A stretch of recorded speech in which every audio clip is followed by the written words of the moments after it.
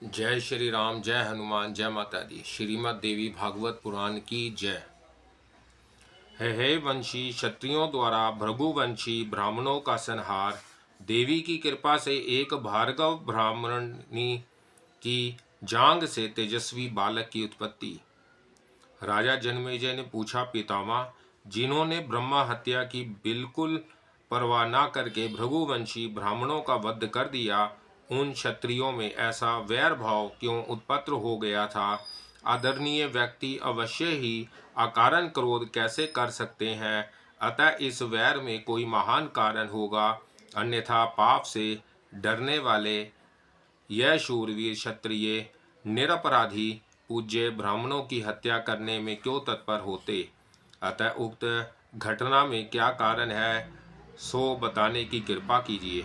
सूत जी कहते हैं, इस प्रकार राजा जन्मेजय के पूछने पर सत्यवती नंदन व्यास जी परम प्रसन्न होकर कहने लगे। व्यास जी बोले, राजन, क्षत्रियों से संबंध रखने वाली यह परम प्राचीन एवं आश्चर्यजनक कथा सम्यक प्रकार से मुझे ज्ञात है, उसे कहता हूँ, सुनो।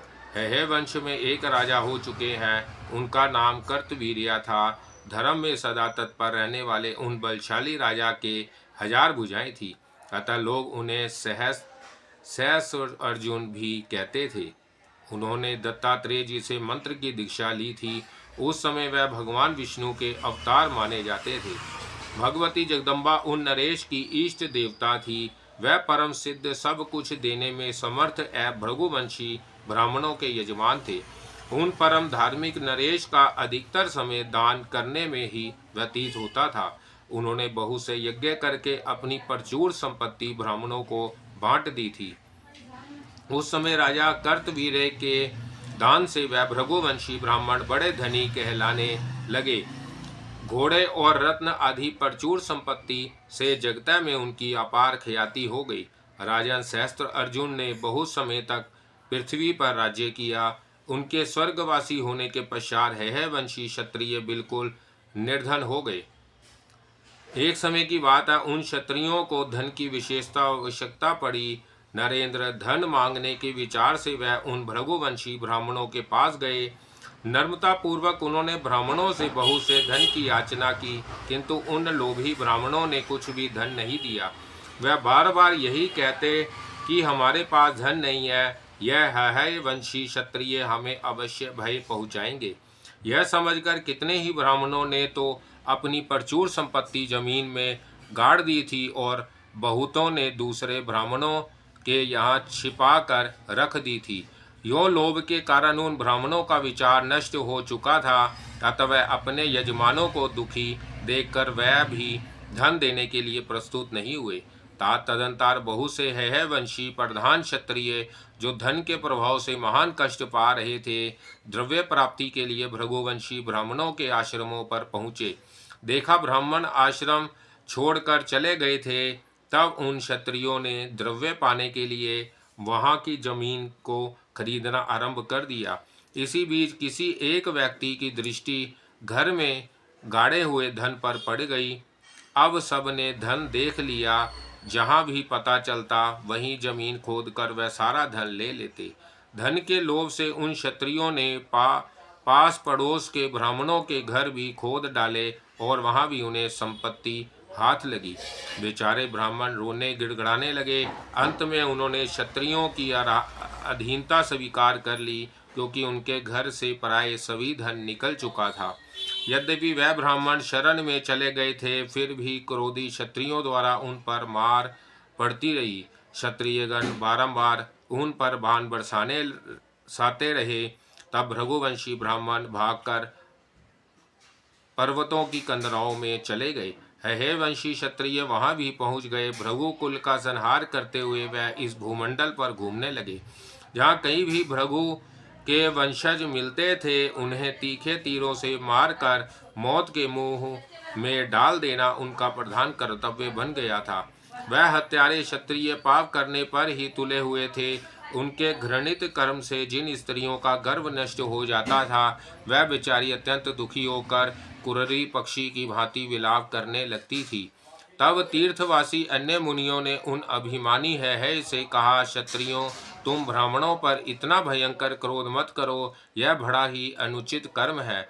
तुम्हें ऐसा निंद कर्म नहीं करना चाहिए जो भृगु कुल की स्त्रियों के गर्भ का भी उच्छेद करने में तुम तत्पर हो गए हो। क्षत्रियों, जब पुण्य अथवा पाप उग्र और असीम हो जाता है तब उसका फल इस जन्म में ही सामने आ जाता है। अतः कल्याणकामी पुरुष को ऐसा निंदित कर्म नहीं करना चाहिए। तब क्रोध में भरे हुए वह है संज्ञक क्षत्रिय उन परम दयालु मुनियों से कहने लगे, आप सब लोग साधु पुरुष हैं, ये पाप कर्म क्यों किए जाते हैं, इसका रहस्य आप नहीं जानते। हमारे पूर्वज बड़े महात्मा पुरुष थे, कूटनीति के विशेषज्ञ इन ब्राह्मणों ने उन्हें धोखे में डालकर सारा धन इस प्रकार छीन लिया जैसे किसी पृथ्वी की संपत्ति ठग ले।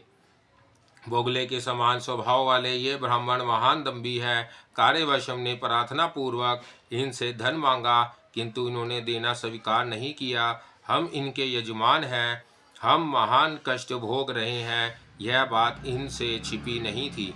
हमने थोड़े से पैसे तक मांगे, किंतु उनके मुख से बार बार यही निकलता रहा कि हमारे पास कुछ भी नहीं है। धन पास रहने पर भी हमारी प्रार्थना को उन्होंने बिल्कुल ठुकरा दिया। महाराज कर्तवीर्य ने जब इन्हें अपनी संपत्ति सौंप दी तब किस प्रयोजन से यह उस धन की इतनी सार संभाल करते रहे। ना इन्होंने कोई यज्ञ किया और ना याचक ही मांगने पर इनसे कुछ पा सके। ब्राह्मणों का तो कर्तव्य यह है कि कभी किसी प्रकार भी धन का संचय ना करे, विधि पूर्वक यज्ञ करे, दान दे तथा सुख सुविधा के लिए खाने पीने में व्यक्त करे। विप्रो, ऐसा बताया गया है कि धन रहने पर राजा, चोर, अग्नि और धूर्तों द्वारा महान भय उपस्थित हुआ करता है। जिस किसी प्रकार से भी धन अपने रक्षक को त्याग ही देना चाहता है अथवा धन का संग्रह करने वाला व्यक्ति स्वयं मरकर उससे अलग हो कठिन दुर्गति भोगता है। इन सभी नियमों से परिचित रहने पर भी हमारे ये पुरोहित लोभ के कारण संशयग्रस्त रहे। दान, भोग और नाश, इस प्रकार धन की तीन गतियां हैं। पुण्यात्मा पुरुषों का धन दान और भोग में खर्च होता है तथा पापी यों ही अपनी संपत्ति से वंचित हो जाते हैं। जो कृपण मानव ना तो धन दान करता है, ना खाने पीने में खर्च करता है, केवल संशय किए रहता है, उसे महान कलेश भोगने पड़ते हैं। राजा को चाहिए कि उसे भली भांति दंड दे। इसलिए गुरु कहलाने वाले इन अधम ब्राह्मणों को मारने के लिए हम प्रस्तुत हुए हैं। यह बड़े ही धूर्त हैं, आप महात्मा पुरुष हैं, इस विषय में क्रोध ना करें। व्यास जी कहते हैं, इस प्रकार सेहु तुक वचन कहकर मुनियों को आश्वासन देने के पश्चात उन है संज्ञक क्षत्रियों ने अपना कुकार्य चालू रखा। धन के लोभी उन क्षत्रियों ने ब्राह्मणों को बहुत सताया। मनमाना पाप कर्म करने वाले वह दुष्ट ब्राह्मणों का संहार करने में सफल प्रयास हो गए। मनुष्यों के अंतकरण में रहने वाला लोभ ही महान शत्रु है। इसे संपूर्ण दुखों की खान कहा गया है। यह दुखदायी लोभ प्राण का वियोग भी करा देता है। संपूर्ण पापों की जड़ यह लोभ ही है। लोभ में पड़कर मानव तीनों वर्णों का निरंतर शत्रु बना रहता है। इसी के कारण उसे संपूर्ण दुख भोगने पड़ते हैं। मानव लोभ से अपने सदाचार और कुल धर्म का त्याग कर देते हैं। माता पिता और भाई बंधुओं को भी मार डालते हैं। गुरु मित्र, भार्या और बहन के प्राण हरने में भी लोभी मानव नहीं हिचकते। लोभ में भरे हुए मानव की बुद्धि नष्ट हो जाती है। वह पापी व्यक्ति कौन सा ऐसा दुष्कर्म है जो नहीं कर सकता। काम, क्रोध और अहंकार ये तीनों शत्रु हैं, किंतु यह लोभ इनसे भी बढ़कर शत्रु है। इसके वशीभूत होकर मानव प्राण तक खो देता है। फिर इसकी विशेषता कहाँ तक बतलाई जाए। लोभी मनुष्य क्या नहीं कर सकता। तभी तो है वंशी क्षत्रियों ने खोटी बुद्धि वाले बनकर समस्त भार्गव ब्राह्मणों का संहार कर डाला। जन्मेजय ने पूछा, मुने, फिर भार्गव वंश की स्त्रियों का दुखमय समुद्र से कैसे उद्धार हुआ? उन ब्राह्मणों की वंश परंपरा जगता में कैसे कायम रही? लोभ में रचे पचे वह हाय वंशी क्षत्रिय बड़े ही दुराचारी थे। ब्राह्मणों को मारने के पश्चात उन्होंने कौन सा कार्य किया, उसे बताने की कृपा करे। व्यास जी कहते हैं, राजन सुनो, जब है वंशी क्षत्रिय भार्गव वंश की स्त्रियों को अपार पीड़ा पहुंचाने लगे, तब वह भय के कारण अत्यंत घबराकर जीवन से निराश हो हिमालय पर्वत पर चली गई। वही नदी के तट पर उन्होंने मिट्टी की गौरी बनाकर स्थापित की और निराहार रहकर उपासना करने लगी। उन्हें अपने मरण में अब बिल्कुल संदेह नहीं रहा। उस समय उन श्रेष्ठ स्त्रियों के पास स्वप्न में देवी पधारी और उनसे बोली, तुम लोगों में से किसी एक स्त्री की जांघ से एक पुरुष उत्पन्न होगा। मेरा अंशभूत वह पुरुष तुम लोगों का कार्य संपन्न करेगा। यूं कहकर भगवती जगदम्बा अंतर्धान हो गई। नींद टूटने पर उन सभी स्त्रियों के मन में बड़ा हर्ष हुआ। उनमें से किसी एक चतुर स्त्री ने गर्भ धारण किया। उसका हृदय भी भय से वंचित न था। वंश वृद्धि के लिए वह वहां से भाग चली। क्षत्रियों ने उसे भागते देख लिया।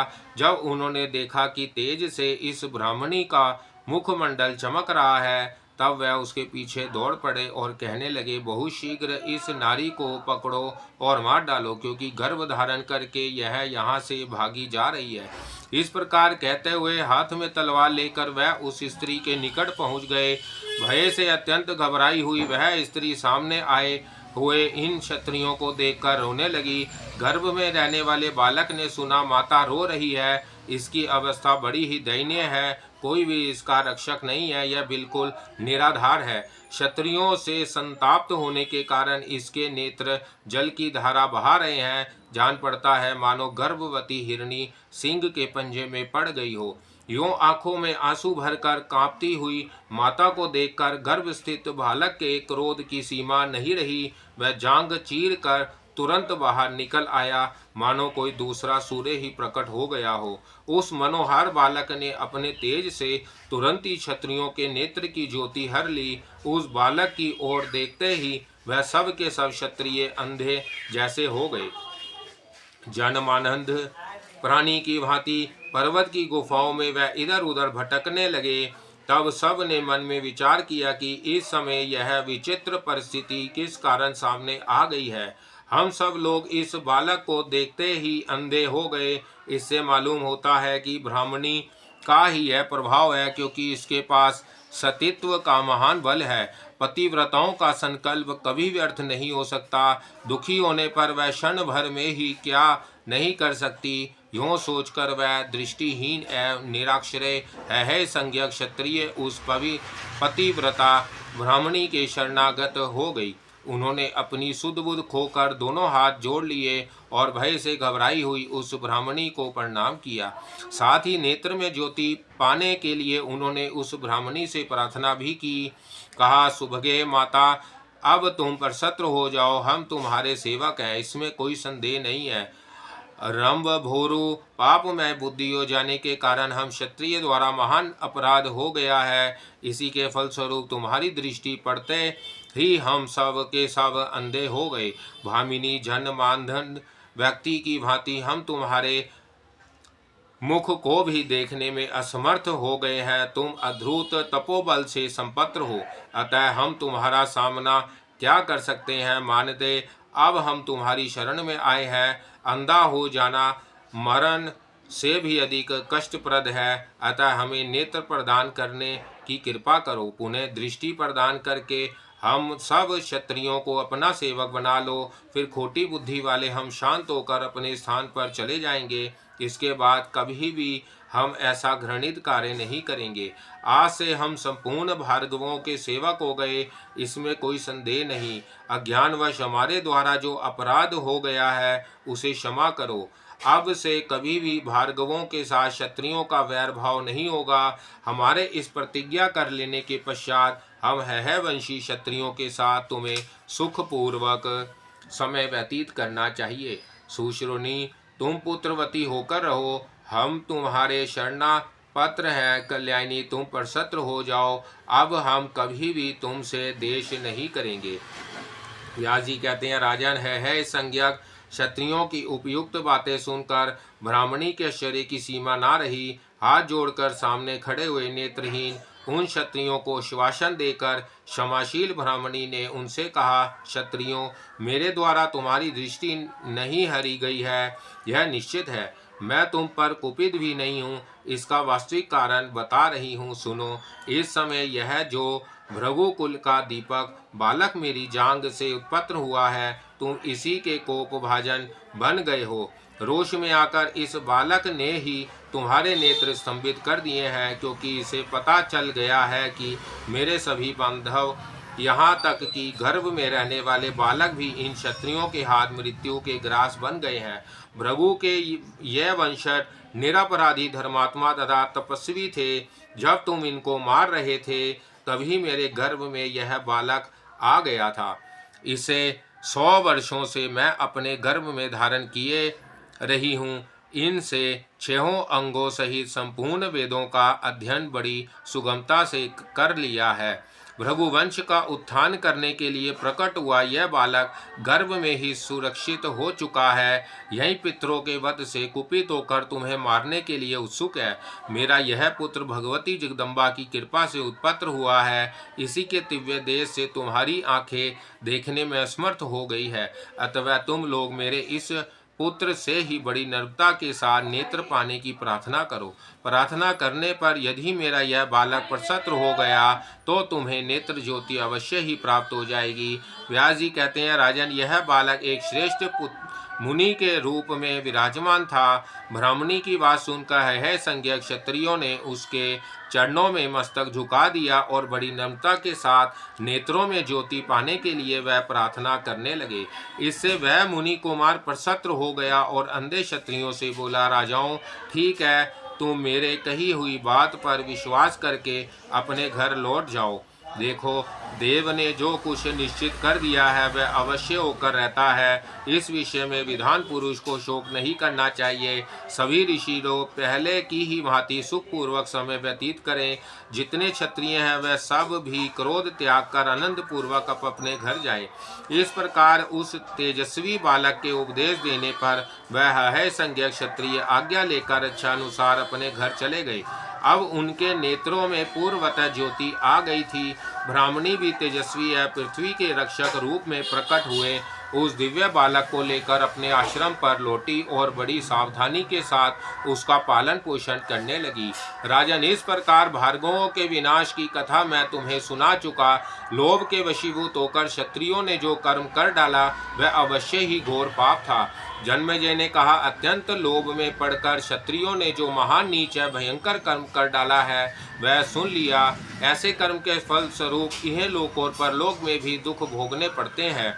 सत्यवती नंदन व्यास जी, इस विषय में मैं आपसे पूछना चाहता हूँ कि यह जो है संज्ञक क्षत्रिय थे, सो जगत में इस नाम से क्यों विख्यात हुए? जैसे युद्ध से यादवों की तथा भरतों की प्रसिद्धि हुई है, वैसे ही कोई है भी राजा रहे होंगे जिनके वंश से उत्पन्न होने से यह है कहलाते हैं। करुणानिधि, उन है की उत्पत्ति कैसे हुई और किस कर्म के प्रभाव से उनका यह नाम पड़ा, इसका कारण मैं सुनना चाहता हूँ।